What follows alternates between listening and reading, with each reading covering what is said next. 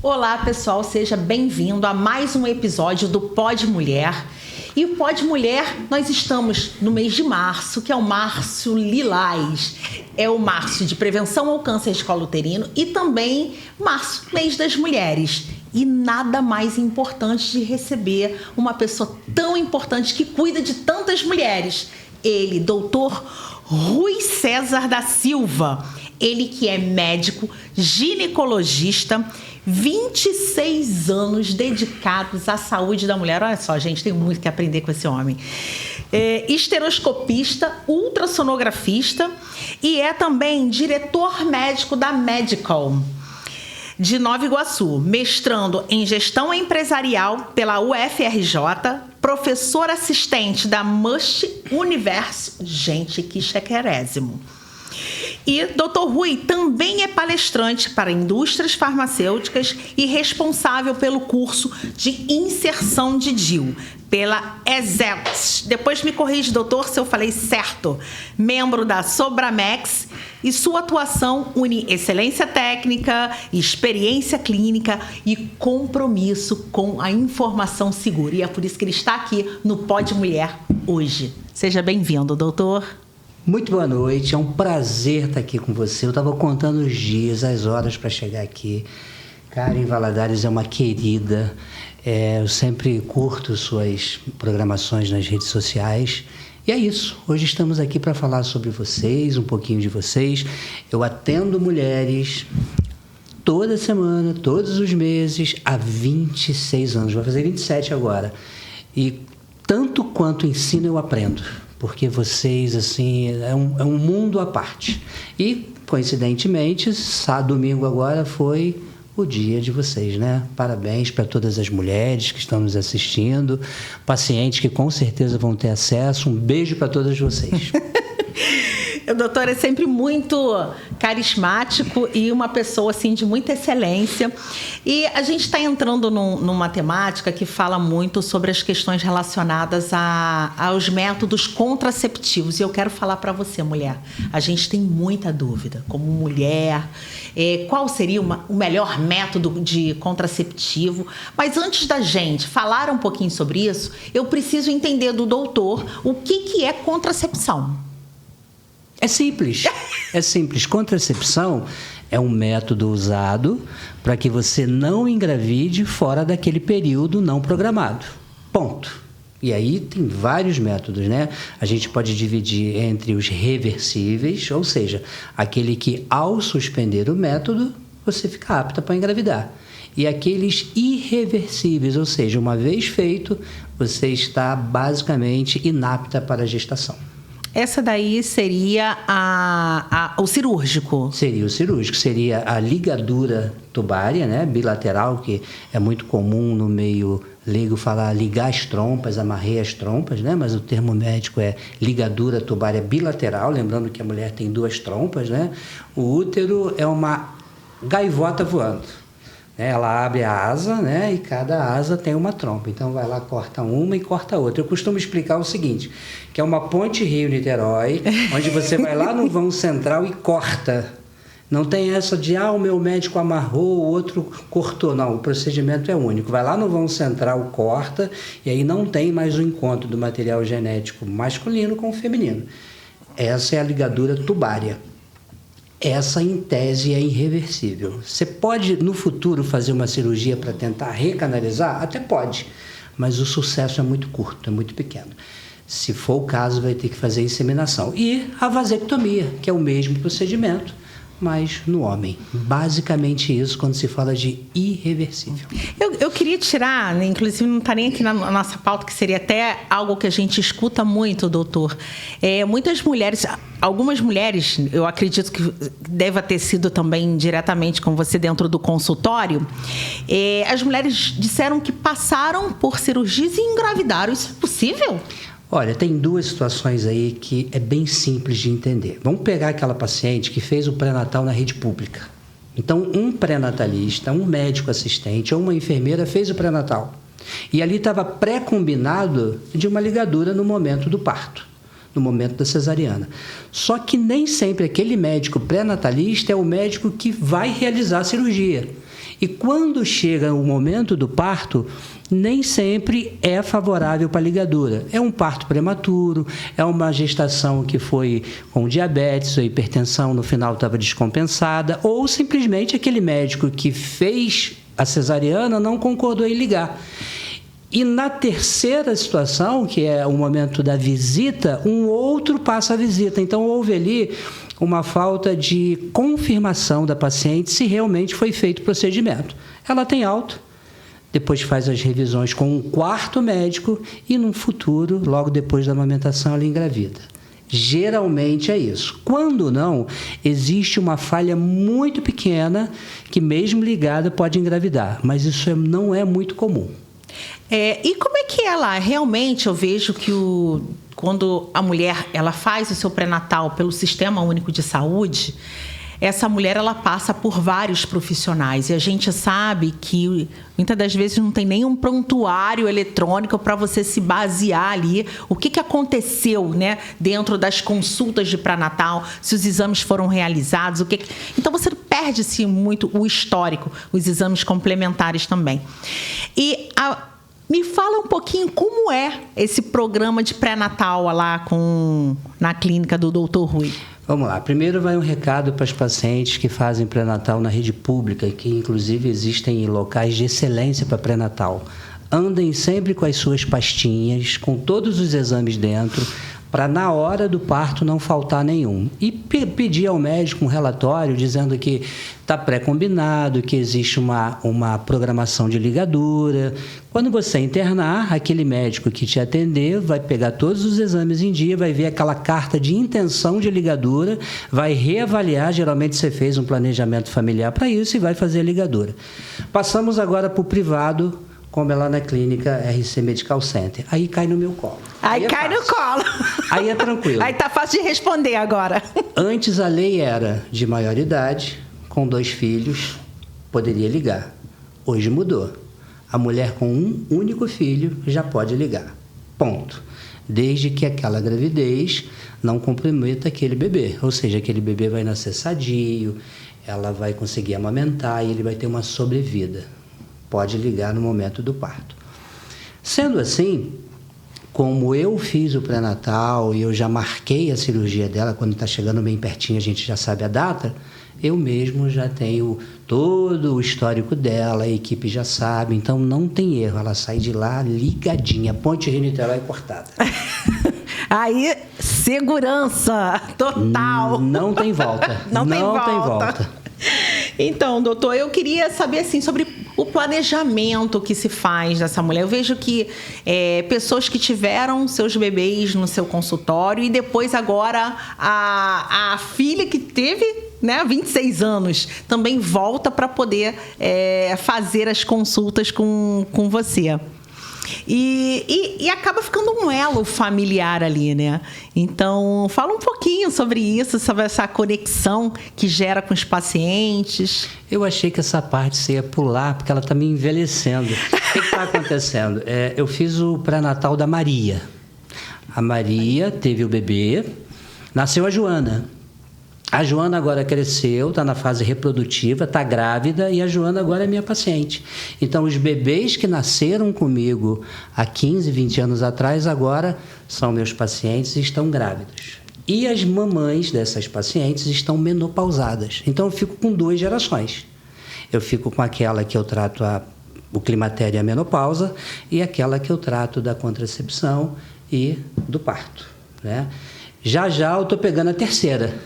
Já. Que são filhos dessa segunda geração. Nossa! E é isso, é muito prazeroso, porque a gente tem lá no consultório um quadro cheio de fotos, né, com os bebezinhos pequenininhos, e de repente entra uma menina mulher, maior que a mãe, em altura, em corpo, porque hoje é assim, né? Eles estão se desenvolvendo. Eu vejo a minha filha, eu tenho 2 filhas, né? Eu tenho a Gabriela, de 14, e eu tenho a Júlia, de 24. Todas 2 são maiores que a mãe, né? Então, a gente tem visto isso, né? E é isso, é muito prazeroso pegar as 2 gerações. Tem um slide aí que o doutor trouxe. Eu queria que colocasse aí para a gente poder falar um pouquinho sobre o planejamento, que fala sobre quantitativo de pessoas que acabam engravidando? Apesar da gente ter na rede pública contraceptivos disponíveis, é só ir lá com uma receita e pegar. Apesar de vários outros que você pode comprar, tem um preço que chega a ser R$1, R$2 por dia, se você for botar na conta, muitas mulheres ainda engravidam. Então, a estatística recente da OMS é que mais de 55% das gravidezes no Brasil não são programadas, ou seja, mais da metade. E 85% delas, 60%, 85%, são em adolescentes jovens. Então, se você pegar uma mulher que o ciclo natural seria ensino fundamental, ensino médio, uma profissionalização, uma faculdade, isso tudo fica comprometido. Quem vai cuidar dessa criança? Como é que está a matriz psicológica dessa criança? Como é que está a estrutura familiar? Geralmente cai no colo da avó, no colo da mãe. E o pai? Quem é esse pai? Então, hoje a gente vive numa época que você consegue fazer uma programação. A gente conversa muito sobre isso no consultório. O paciente vem para fazer exames de rotina e eu falo, e aí, agora que a gente já conversou sobre a parte da saúde, como vai você? Quais são os seus projetos para esse ano? O que você quer fazer? Qual o momento que você planeja uma gravidez? Então a gente começa a causar uma inquietação. Nessa inquietação, ela começa a programar a ponto de chegar em casa e conversar com o marido. Olha, tendo em vista a minha idade, que eu já estou chegando nos 36, acho ideal a gente programar. Porque depois de 36, não que eu não vá engravidar, mas a facilidade começa a diminuir. Só para você ter uma ideia, Karen, quando você estava lá no útero da sua mamãe, você tinha uma reserva de folículos no ovário. O que é folículos? É o que você libera todo mês para menstruar.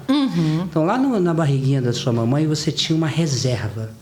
Quando você nasceu e teve a menarca, que é a primeira menstruação, a cada menstruação você libera um folículo. A cada menstruação é uma possibilidade de gravidez que você desperdiçou, que nesse caso você programou para não engravidar. O fato é que depois dos 36, depois dos 37, essa reserva faz isso, ó. Ela cai.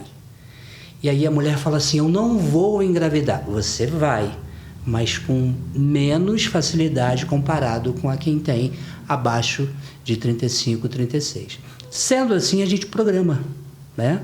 E é isso, a programação do planejamento familiar é isso. E a gente observa o quanto tem mulheres, em grande maioria, né? Eu, como professora, a gente acaba realizando atendimento aí de mulheres em situação de vulnerabilidade e a gente acompanha ali essas mulheres com filhos e não entendendo sobre métodos contraceptivos até hoje. Por mais que nós tivemos aí tantas divulgações sobre métodos, né? Elas ainda não sabem como utilizar os métodos que são disponíveis. E eu queria que você falasse um pouquinho sobre os métodos, doutor. Olha, você faz umas perguntas que parece até que a gente combinou, porque são perguntas interessantíssimas do dia a dia. Eu tenho um trabalho publicado onde a gente consegue provar que de 5 a 6 minutos você explica para o paciente todos os métodos existentes. E a elegibilidade é o seguinte, qual o melhor método para aquela paciente? Ou seja, ela está elegível para qual? Para pílula, para injeção, para o DIU? Aquela história que a gente pega assim, minha vizinha, a dona Joana, toma o anticoncepcional X, aí eu passei a tomar também. Ele é o ideal? Não. Ele é o para ela, ele é o dela. E quais são os métodos mais comuns? O que a gente já conhece desde a década de 60, que são as pílulas, né? Depois vem os injetáveis mensais, uma vez ao mês, injetável trimestral, e aí vem a maravilha que a gente chama de LARC, que são os métodos contraceptivos reversíveis de longa duração, que é o DIU. O DIU é um aparelhinho pequenininho que você põe dentro do útero. Ele dura de 5 a 10 anos, dependendo do DIU. Tem o outro que dura de 5 a 8. Né? Então, tem o DIU que a mulher não menstrua ou menstrua pouco. É importante isso porque a mulher chega e fala assim, eu quero botar aquele DIU que não menstrua. Esse DIU que não menstrua, que é um DIU hormonal, um grupo de mulheres realmente não menstruam e um outro grupo com esse mesmo DIU continua menstruando menos. Então esse é o DIU hormonal. E o DIU não hormonal, que é o DIU de cobre, esse dura 10 anos. Pergunta para mim o preço. Fiquei curiosa. Se você for comprar, R$250 é o preço do DIU, que tem o cobre, que não tem o hormônio, e dura 10 anos. Isso sem falar... Se for botar na ponta do lápis, né, doutor? Isso se você... a gente ainda tem que falar que no posto de saúde é dado, né? Aqui em Nova Iguaçu, por exemplo, é só uma questão de programação. E fora isso, você tem o Implanon, que as mulheres chamam de chip. Não é chip, é um implante, né? Mais ou menos desse tamanhozinho assim, de 6 centímetros, né? Que é colocado aqui no bracinho, né? Vou pedir para colocar, para as pessoas estarem visualizando. Mais passar. umzinho, passa mais umzinho. Esse aí é o aplicador, né? Que a gente usa para colocar no bracinho. Você faz uma anestesiazinha local e esse é o aparelhinho que o médico insere. E algumas enfermeiras, inclusive muito bem treinadas, têm inserido muito bem. Sim. Avançando um pouquinho o próximo slide, esse é o tamanho do implante. Ó. Você vê que ele é pequenininho. E um implante que dura 3 anos, ele equivale a 1.095 pílulas. Então, se você pegar uma paciente que tem uma gastrite, uma intolerância gástrica, e não gosta de tomar comprimido, colocou aquele implantezinho ali e resolveu. Agora, volta um pouquinho àquela imagem das 2 mulheres. Se eu te perguntar qual a idade desta mulher aí, Karen? Aproximadamente. Nossa, linda. Mais ou menos... Uns 38, 40, né? Exatamente, você acertou, 44. Agora passa para outra. Qual a idade dessa? Nossa, isso aí tá uns 80 e pouco. Pois é, essa eu sabia que você ia errar. 45. Porque são fases distintas, né? Essa mulher é de uma época, é uma russa, de uma época que não tinha método contraceptivo. Se você for pesquisar, ela teve mais de 12 filhos. Então, uma gravidez não planejada, ela não só expõe a sua vida a envelhecimento precoce, ao não planejamento profissional, a ficar suscetível a doenças. Então, você imagina uma mulher que não tinha recursos, né? Uma época que não tinha vacinas, e ela só gestava e criava, e morava no interior. Ambas com a mesma idade, basicamente diferença de 2 anos, e olha a aparência de uma para outra. Então é isso. A mulher de hoje é uma mulher linda, maravilhosa, que durante o pré-natal ela faz vídeos, ela posta, ela faz fotos, faz ensaios e fica tudo bem. Olha, eu vou te falar, eu tô chocada. Chocada. Que informação é essa, meninas? Olha só, eu jurava que essa mulher tinha 85 anos. Meu Deus! Quase a minha idade. Então, mas me explica, como é que a gente pode fazer para poder conseguir esses métodos? Essa é a parte mais fácil. Você tem a rede privada, né? Você tem um plano de saúde, ou você quer pagar particular, você procura um ginecologista da sua região e ele vai te explicar tudo isso que eu falei com mais detalhes, né? E vai ver qual o melhor método para você. Se é a pílula, se é a injeção, se é o DIU, se é o Implanon. Tá. Você que não tem acesso à rede privada, à rede particular, à rede pública. Existem vários serviços de planejamento familiar, inclusive algumas enfermeiras que estão treinadas para falar com todos os detalhes, tudo isso que eu expliquei. Mas o que é mais importante? É aquilo que eu falei 2 vezes e vou repetir. Elegibilidade. Qual é o melhor método para você? Por exemplo, você menstrua muitos dias e muito sangue. Você tem cólica. Você tem o chamado dano social, porque você usa muito absorvente. Você fica com TPM, que vocês não sabem o que é TPM. Vocês falam, TPM é tensão pré-menstrual. Está errado. TPM é treinada para matar. Tem a pena do marido. Antigamente era tratado como frescura. Hoje, não. Não é, mas de jeito nenhum. A gente respeita muito. Em alguns países, as mulheres usam uma identificação nas empresas para provar que está naquele período, para mostrar que está naquele período. Então, elas são respeitadas. E onde entra o anticoncepcional nisso? Ele reduz a 20% e, às vezes, a 100% o volume de sangue e a quantidade de dias. Nisso você melhora esses sintomas chamados síndrome disfórica, que são os sintomas mais fortes da TPM, né?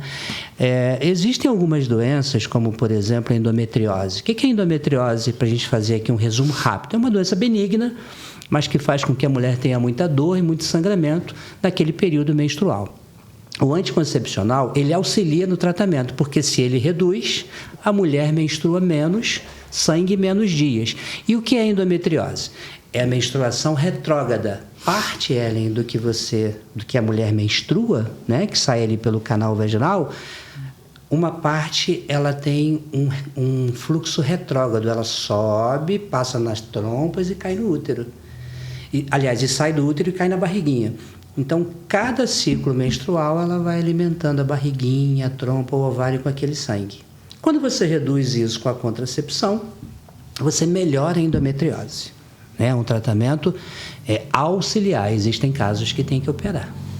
Então, os maridos aí, por favor. Por isso da importância da consulta prévia, uma boa anamnese, né, doutor? Para que realmente possa se escolher um método, porque às vezes o que foi bom para a vizinha não pode ser bom para vocês. Porque hoje a população, principalmente a mulher, doutor, que ela cuida de todo mundo, deixa muitas das vezes de cuidar dela mesma.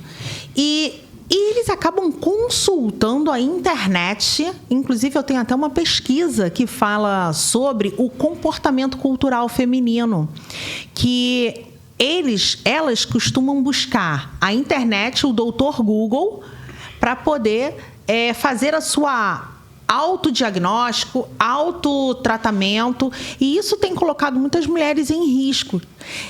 E aí, no caso, eu queria que você falasse nessa questão da escolha. Ela não pode chegar no consultório, eu quero isso.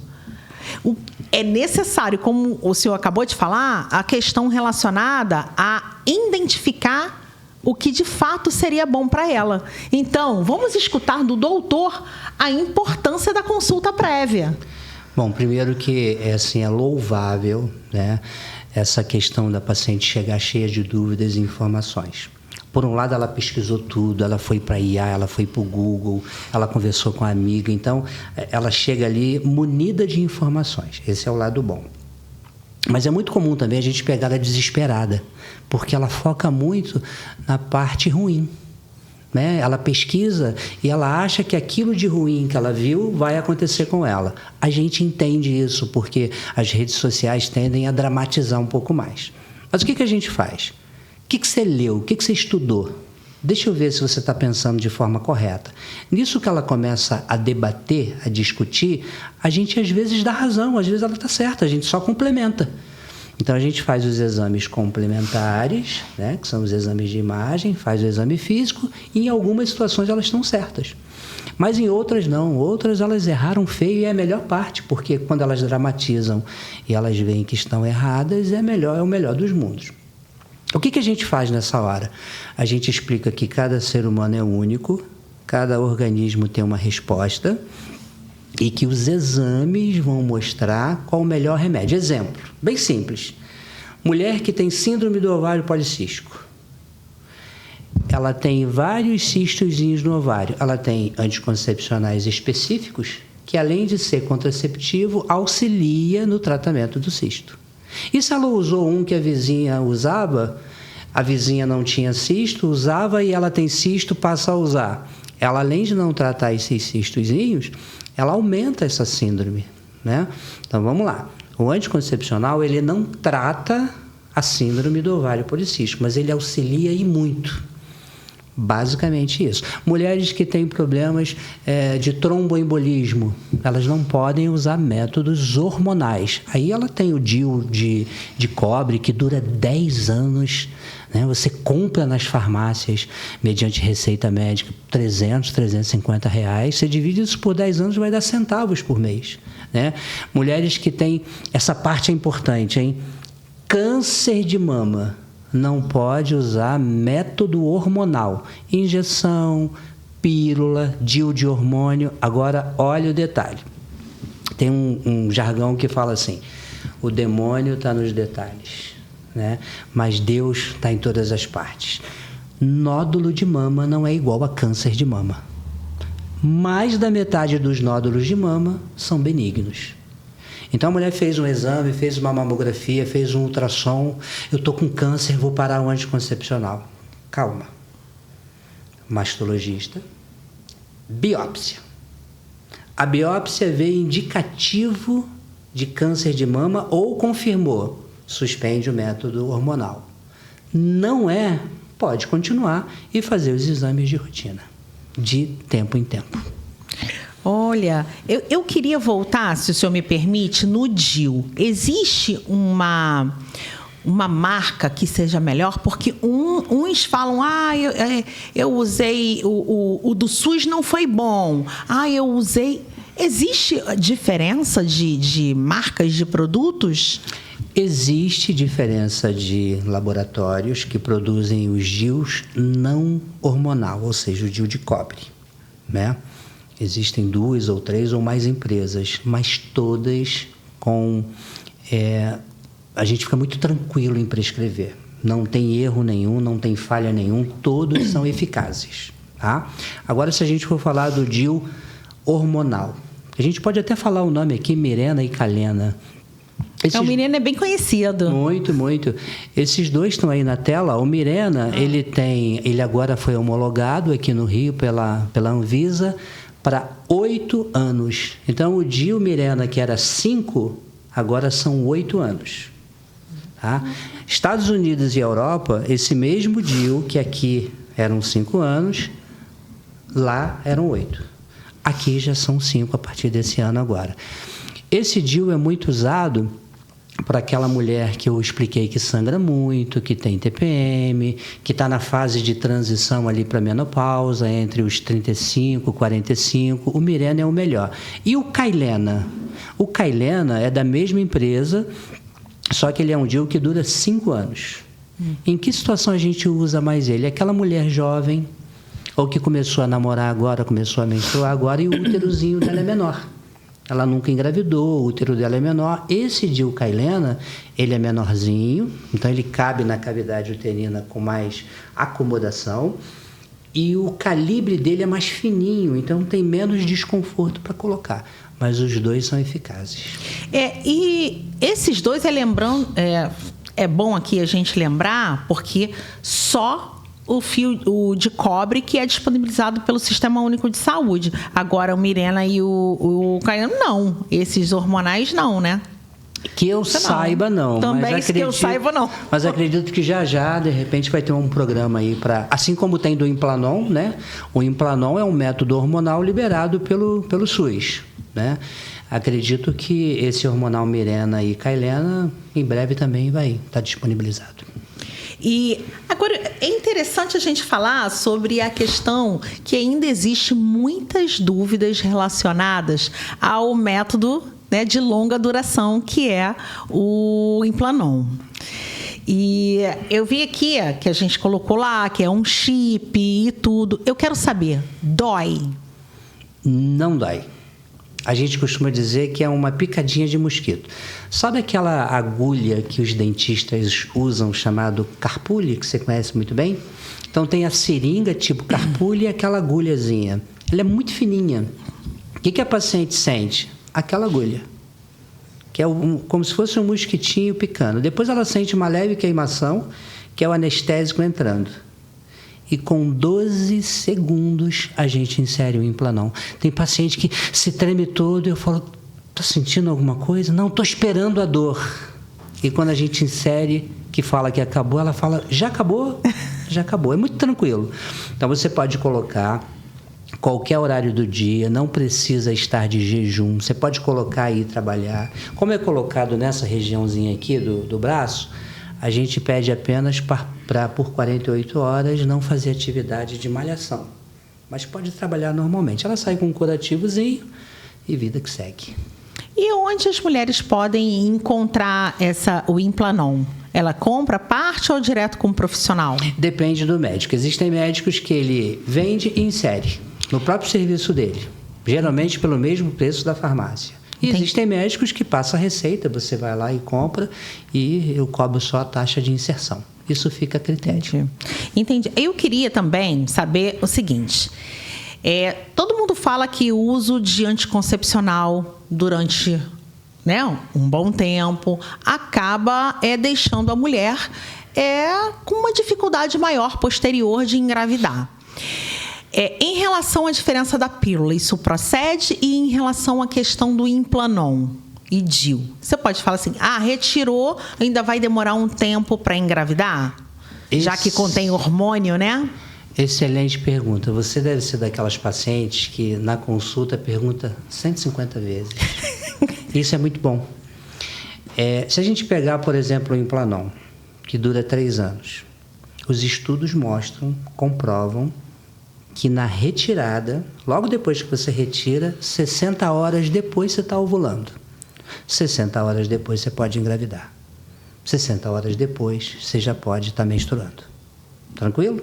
Tá.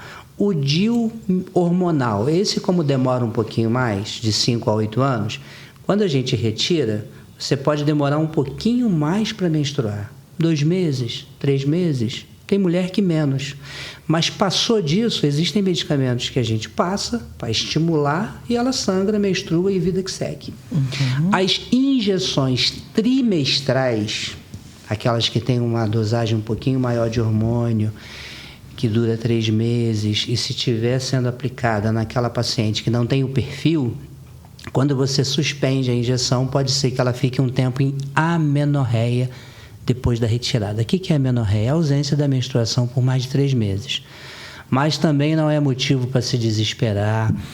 A gente faz exames para ver como está a dosagem, passa uma medicação que é indutora da ovulação, você menstrua e você engravida.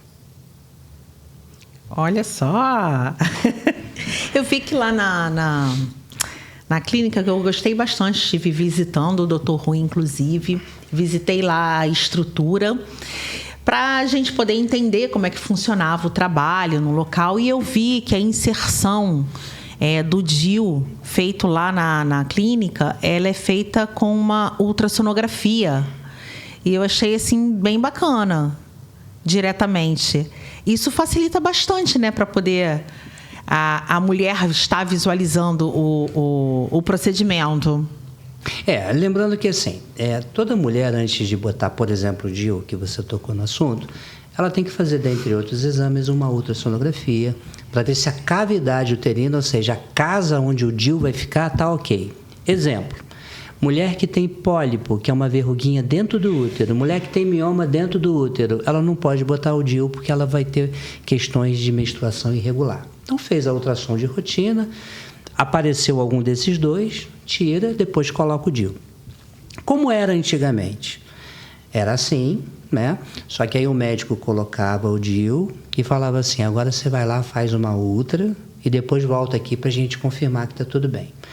Hoje, a gente faz a ultra antes, igual era antigamente, mas na hora de inserir, a gente insere e depois faz um exame chamado videoestereoscopia. O que é isso? Ela está lá naquela posição ginecológica, a gente acabou de colocar o DIU.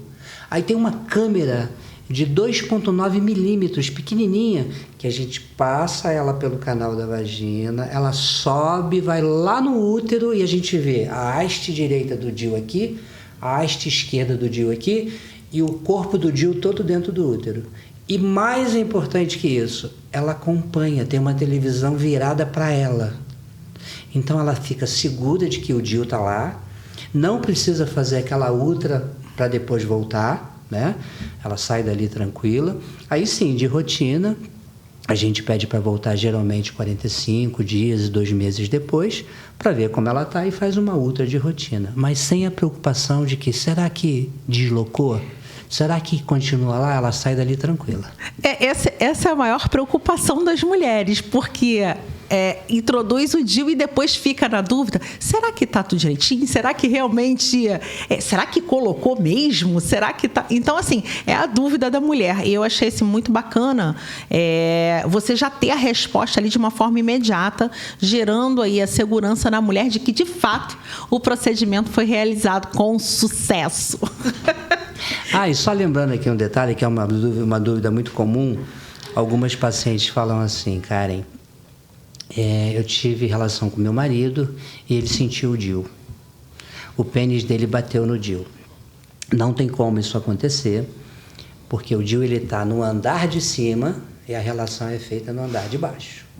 E o canalzinho que liga esse andar de baixo ao andar de cima é um canalzinho pequenininho chamado endocervical, que ele é mais ou menos da espessura de uma carga de caneta. Então, não tem como o pênis passar por essa espessura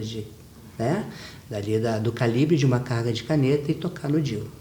O máximo que ele pode sentir é, se o DIU estiver deslocado, ele pode ter um contato ali e sentir, mas não é comum, porque antes disso ela já está sentindo dor, ela não vai querer ter relação e ela vai procurar o médico antes disso. Olha, é uma dúvida muito comum também, já ouvi dizer que sente o DIU, já ouvi dizer. Tem umas imagens aí na internet que diz que a criança nasceu segurando o DIU, que a gravidez foi junto com o DIU. Essas imagens são montadas, né? São montadas. Existem estudos, inclusive eu peguei uma paciente aqui, uma paciente de seropédica, que o DIU dela venceu. Estava mais de 3 anos vencido e ela engravidou. Esse caso foi até publicado. E aí a gravidez evoluiu, ou seja, a gravidez chegou até o final e o DIU ficou quietinho lá. Em alguns casos isso não acontece. O DIU vence, a mulher engravida e aquele fator mecânico faz sangrar e abortar. Mas esse caso não. Por isso que a gente fala que a medicina não é uma ciência exata, né? 2 mais 2 é igual a 5.000.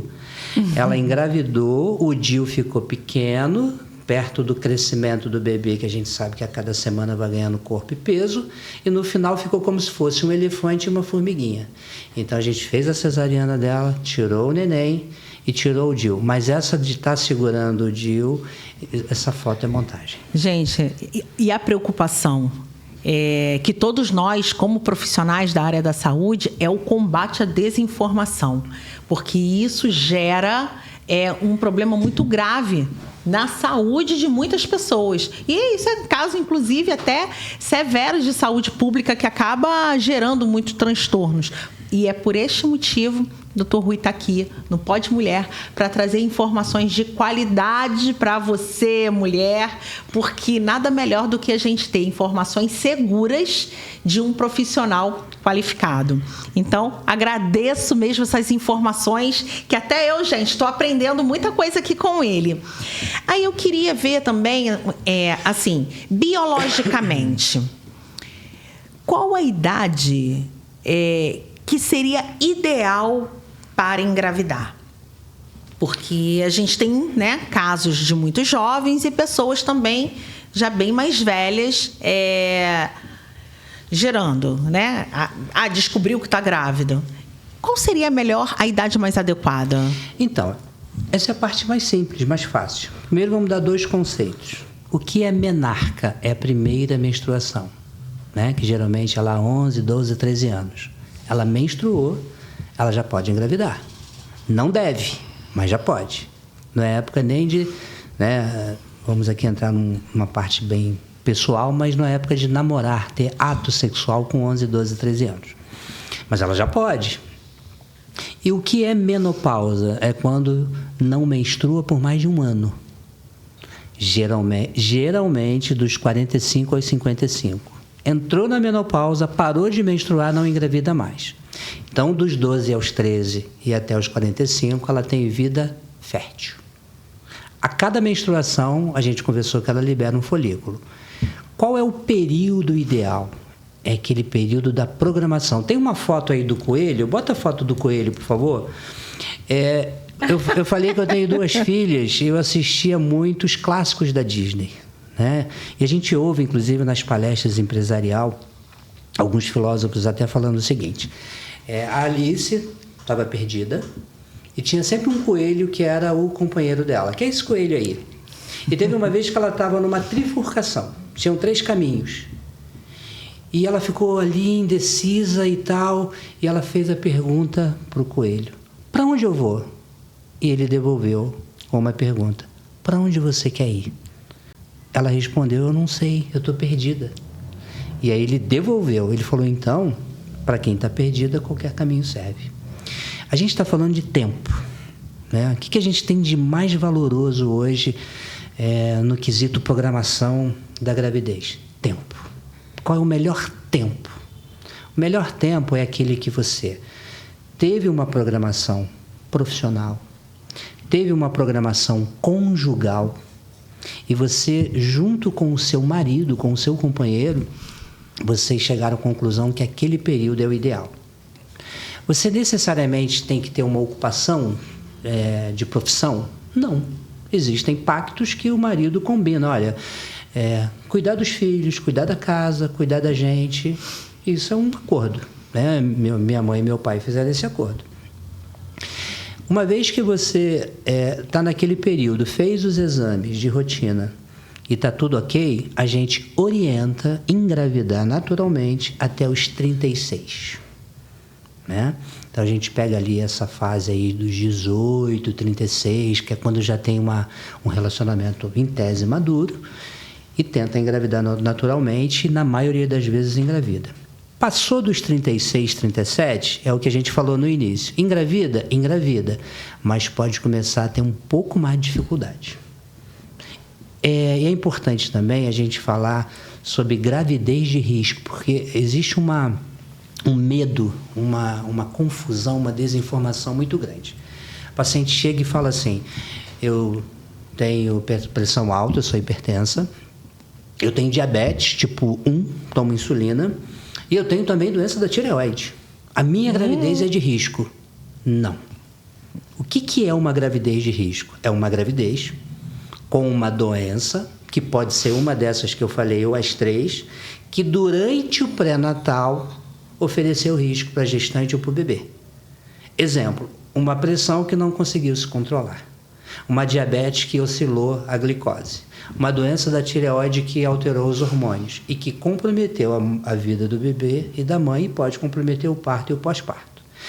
Se não houve isso, ela teve uma gravidez com uma comorbidade, mas não é de risco.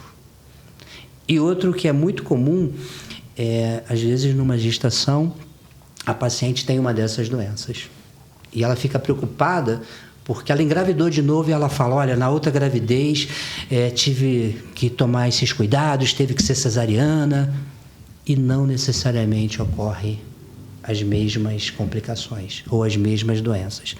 A gente fala que a gravidez é única, assim como uma mãe cria 5 filhos e eles têm comportamentos distintos, pensamentos distintos, a gravidez também é distinta. Você pode ter algo em uma gestação e nada na outra. É isso.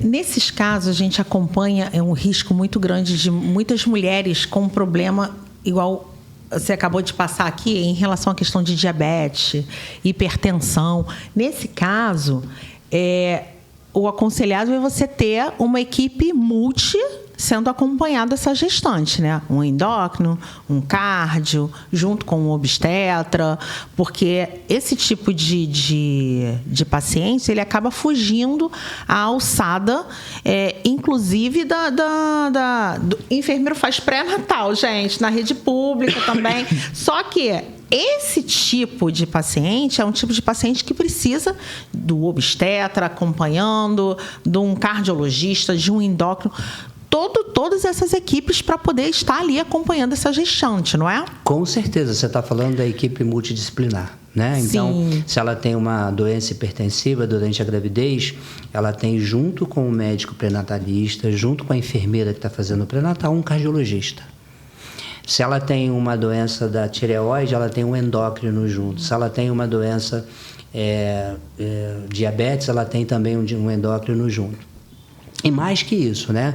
Fica ali um pré-natal que a gente fala que tem uma luzinha amarela, né? Que pode ficar vermelha, pode chamar atenção. Então, a gente fica mais atento a ela. As consultas que, em tese, são mensais, dependendo do quadro, passa a ser a cada 20 dias, no finalzinho a cada 15, a cada 7 dias. E a gente orienta também que o hospital, onde ela vai ter o bebê, tem que ser um hospital com suporte materno, caso ela precise de uma UTI materna, um suporte com uma UTI neonatal, né, que algumas pacientes confundem o que é berçário, que é aquele local. O neném nasceu, vai para a incubadora, fica ali 2 horinhas e volta para a mamãe. Isso é um berçário comum. E o que é uma UTI neonatal? É o CTI de adulto, só que para criança. Então, nesses casos, ela tem que ter o bebê numa unidade que tem um suporte materno e um suporte neonatal. E existe também uma das questões também que acaba gerando uma complicação na gestante, que são as infecções urinárias. Conta aqui pra gente quais são os riscos que podem acontecer ali com essa gestante. Tem paciente que fala assim: doutor Rui, exame de urina de novo. De novo. Em torno de 6 durante o pré-natal e às vezes mais. Por quê? A infecção de urina, na maioria das vezes, é assintomática. Você não sente nada. E aquela bactéria que está na bexiga, ela passa para o canal vaginal e faz um crescimento ascendente, ou seja, ela pega na bolsa, no líquido amniótico e encosta no bebê. Isso é causa de prematuridade. Bebê que nasce antes do tempo. E bebê que nasce antes do tempo, ele não tem pulmão maduro. Se não tem pulmão maduro, ele vai precisar respirar pelo tubo. E na altura do campeonato, perder por uma infecção de urina, então quais são as orientações? O corpo citológico, que é o preventivo, 2 vezes durante o pré-natal, existem as datas específicas para colher. O exame de urina de rotina, né? Mesmo sem sentir nada, tem que fazer a urina com cultura. O que é a urina com cultura? Existe o ES comum, colheu a urina, olhou no laboratório, veio infecção, não veio. O que é cultura? Essa urina, ela é colocada numa estufa e todos os dias um profissional coloca um alimentozinho ali para, se tiver bactéria que não apareceu naquele exame comum, vai aparecer ali, vai começar a crescer. Depois de 2, 3 dias, aquela bactéria cresce e ele pega vários tipos de antibiótico e testa qual antibiótico que mata qual antibiótico que é resistente a qual infecção. Então, é o exame de urina com cultura e antibiograma. Por quê? Teve uma infecção de urina, tratou, voltou. Tratou, voltou de novo. Faz a cultura, identifica e resolve. E a gente pede também para tomar bastante líquido, não prender urina, usar saias e vestidos, roupinhas mais larguinhas. Independente da consulta do pré-natal, está marcada, por exemplo, para o dia 30. E você hoje começou com desconforto, um corrimento, uma ardência para urinar, e hoje é dia 10, vá lá no consultório. Olha, eu queria fazer, porque muitas mulheres, elas não realizam o preventivo no período de pré-natal. Pode explicar para a gente a importância desse preventivo e esses períodos, exatamente para quem está assistindo a gente, reforçar a importância do exame? Existe um mito que não se sustenta, por isso que é mito, que quando você coloca o espéculo, né, que é o bico de pato, e você vai colher, você pode prejudicar o bebê. Lembrando que esse material que é colhido, ele é colhido no canal vaginal e encosta ali no colo do útero. Onde está o bebê? No andar de cima. Então, a gente evita esse desconforto logo no início da gravidez. Mas depois de 3 meses, depois de 12, 16 semanas, a gente já faz isso com segurança. Isso é regra? Não. Se você tem uma infecção que tratou e ela voltou, a gente pode colher um pouquinho antes. E existe o suave, que é como se fosse um cotonetezinho que você passa, ele não é desconfortável, a gente colhe o material e manda para o laboratório. Então, geralmente, É depois do 3º mês que a gente colhe, depois colhe com 28 semanas, 32 semanas, que é entre o 7º e o 8º mês, e fica ali em alerta. Se precisar, a gente recolhe também mais próximo ao parto. Lembrando que uma das bactérias mais comuns, que leva os bebês para a UTI neonatal, é o Streptococcus, né? E a E. coli, que são bactérias fáceis de tratar quando diagnosticada na hora certa. Mas pode pôr em risco a vida do seu bebezinho. Olha só, muito importante as informações aqui. Doutor, uma mulher gestante que gostaria de fazer um pré-natal com o doutor Rui, como que ela faria? Olha, eu vivo disso. Eu chego a me emocionar. Toda vez que eu vou fazer um parto, Karen, a minha esposa me conhece. Eu fico ansioso. Eu acordo 4 da manhã, 5 da manhã, o parto é à noite, mas aquilo mexe comigo, porque é vida. É inexplicável. Então, o que você tem que fazer quando você estiver pensando em engravidar? Eu quero engravidar ano que vem, 3 meses antes, começar ácido fólico. Para que serve o ácido fólico? Para prevenção de síndrome de Down. Eu engravidei, eu quero ácido fólico porque minha amiga está tomando. Você pode tomar para efeito nutritivo, mas ele não previne mais a doença de tubo neural, que é a síndrome de Down. Então, além dos exames de rotina, que lá na clínica a gente colhe preventivo a cada 6 meses. Doutor, o meu médico colhe uma vez por ano. Ok, aqui é todo semestre. Então, além disso, pensou em engravidar 3 meses antes de tomar o ácido fólico. E aí, nesse momento, a gente já está pedindo todos os exames do casal. Né? Porque às vezes a mulher demora um pouquinho para engravidar e fala assim, Karen, eu não estou conseguindo engravidar, eu acho que eu tenho problema. Não, a palavra não é eu, é nós. A gravidez é o encontro do material genético masculino com o feminino. Quem garante que ele não tem algo que tem que ser tratado?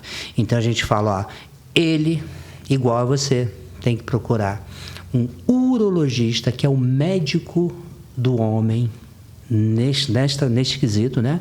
Então ele vai fazer espermograma, ultrassom da próstata, dosagem dos hormônios, os exames de rotina. Em algumas situações, quando a mulher não consegue engravidar, a gente já viu que o problema é masculino. Mas ele já teve 2, 3 filhos. Sim, mas ele não é super-homem. Ele a qualquer momento pode adquirir uma doença. Ou do cigarro, ou da bebida, ou de algum medicamento que ele tomou, ou da genética. Então a primeira coisa é comparecer lá, fazer os exames de rotina, e lá a gente tem ginecologistas, tem urologista, tem psicólogo, tem toda essa equipe multidisciplinar. E aí a gente vai fazer seu pré-natal, eu vou te explicar tudo, em todos os detalhes, no dia do parto. Seja ele parto normal ou cesárea. A maioria hoje quer cesárea, né? Porque ela quer ter certeza que o obstetra que fez o parto é o obstetra que fez o pré-natal é o obstetra que vai fazer o parto. Então, geralmente, ela quer cesárea. Então, a gente avisa com antecedência. A gente dá uma previsão de quando vai ser o parto. Quando está chegando mais perto, de acordo com o peso do bebê, maturidade da placenta e alguns outros parâmetros, a gente confirma a data. Quando ela chega na maternidade, a vaga dela já está reservada pela clínica. Ela chega com uma guia apenas para autorização, que é um serviço burocrático, tranquilo.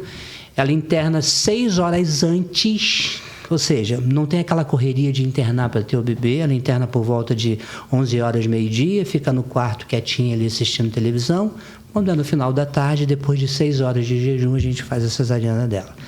E aí vem a parte mágica. Que é a hora que o pai chora, a mãe chora. O médico chora. O que menos chora é a criança. A criança chora muito, mas o pai acaba, às vezes, desmaiando e chorando mais ainda. É isso. Gente, é uma dádiva de Deus, gente. É muito lindo mesmo. E, assim, saber que a mulher está ali no momento, né, na hora mais importante da vida dela, e está ali segura na mão de um profissional que acompanhou ela o pré-natal inteiro, ter essa segurança, como é importante para a mulher. Gente, não graças a Deus, eu sou uma mulher privilegiada também, que eu tive a oportunidade, graças a Deus, de ter com um médico obstetra também, de fazer meu acompanhamento, porque realmente é muito inseguro a gente não saber, né, quem vai fazer o parto, como é que será. É muita insegurança. Então, a gente ter, né, o profissional ali para poder acolher, aí se torna mágico esse momento para a mulher. E dentro das questões após o parto, isso lá na clínica, eu vi que você faz alguns trabalhos também com as mamães. Eu vi uma foto com você passeando com as gestantes. Me conta isso. Isso aí foi um pouquinho antes da pandemia. O que nós fazíamos, e a gente vai retomar esse projeto? É simples. No sábado, café da manhã no auditório da clínica, eu encontro com uma palestra de 10 minutos. E só grávidas, só gestantes e os seus acompanhantes, seja marido, seja esposa, seja o esposo, seja a mãe, no caso a avó da criança. E 2 ônibus de luxo, confortável, onde elas entravam logo depois do café, e cada ônibus tinha um psicólogo e 2 maquiadoras.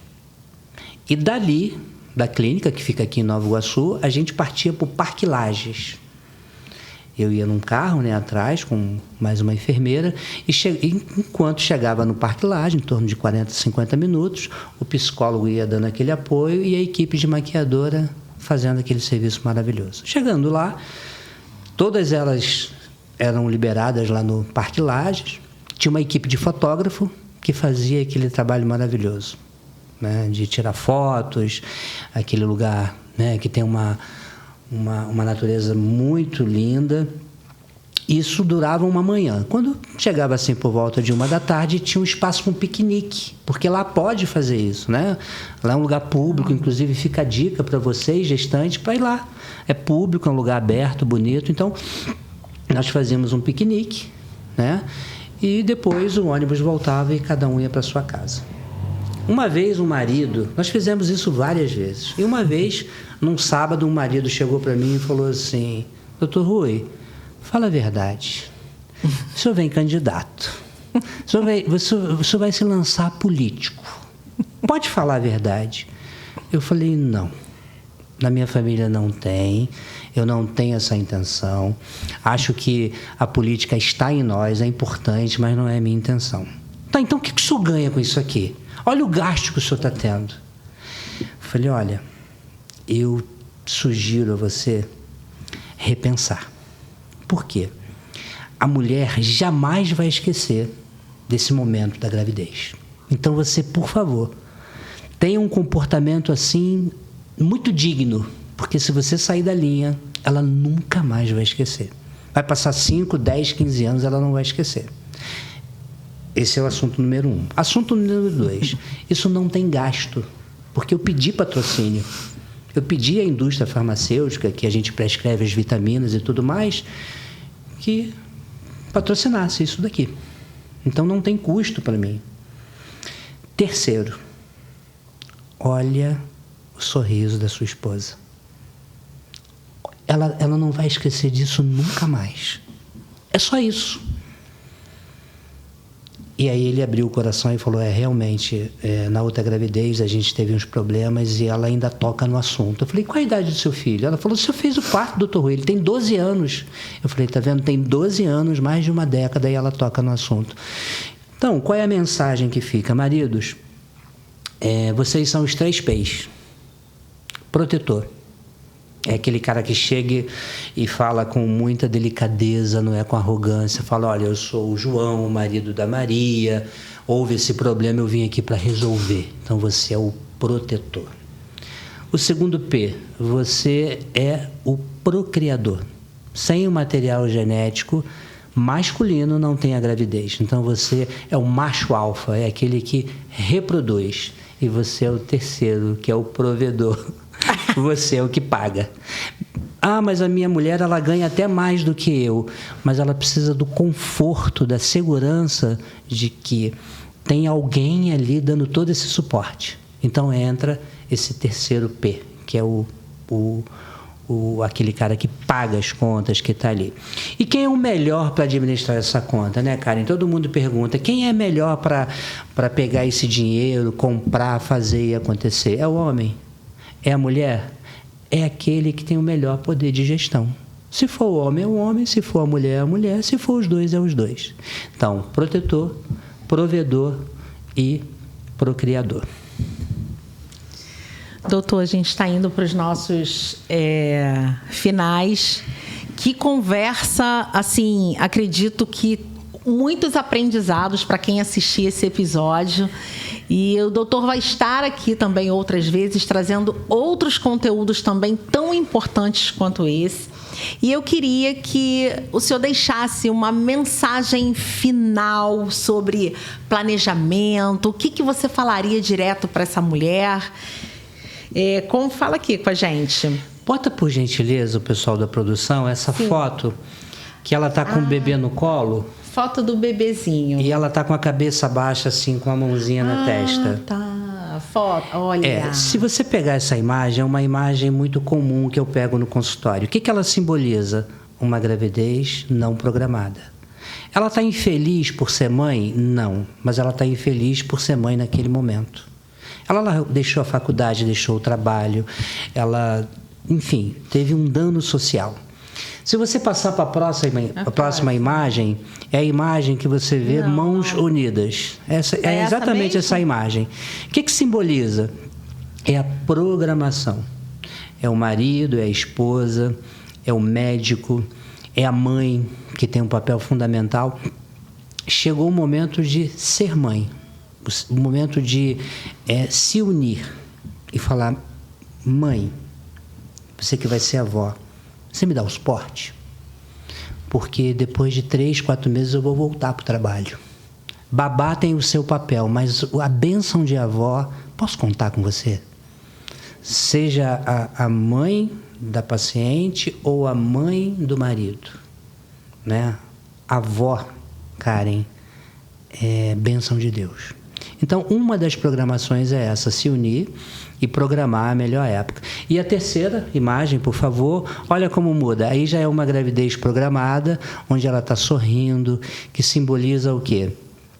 A gravidez que teve o seu ciclo no momento certo, não teve o chamado dano social, né? E ela está feliz. E se você me perguntar, eu não sei qual é a próxima pergunta, mas eu já me antecipo, porque eu sei que o tempo está acabando. Que mensagem eu deixaria para elas? Eu deixaria a seguinte mensagem. Vocês vivem geneticamente de 3 a 5 anos a mais que os homens. Isso é fato. Vocês conhecem mais viúvas do que viúvos. Ou seja, vocês são sexo forte. Segundo, quando vocês se sentirem cansadas, exaustas, não se cobrem muito.